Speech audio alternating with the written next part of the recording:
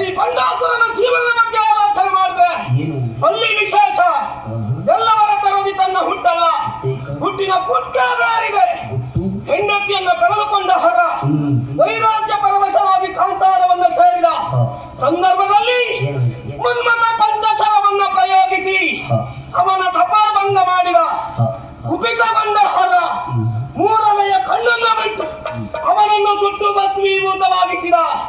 ಅದೇ ಭಸ್ಮದಲ್ಲಿ ಚಿತ್ರವರ್ಮಕನೋರ್ವ ಚಿತ್ರವೊಂದನ್ನು ರಚಿಸಿದ. ಅದಕ್ಕೆ ಹರನ ದೃಷ್ಟಿ, ಅಲ್ಲಿಯೇ ನನ್ನ ಸೃಷ್ಟಿ. ಬಂಡಾಸುರ ಎನ್ನುವ ಅಭಿನವದಿಂದ ದ್ವಾರಿತವನ್ನು ಆಳು ಮಗನ ಎಂಬ ಹಾಗೆ ಹರಸಿದರು. ಆಳಿದೆ ಬಾಳಿದೆ ಬೆಳಗಿಸಿದೆ.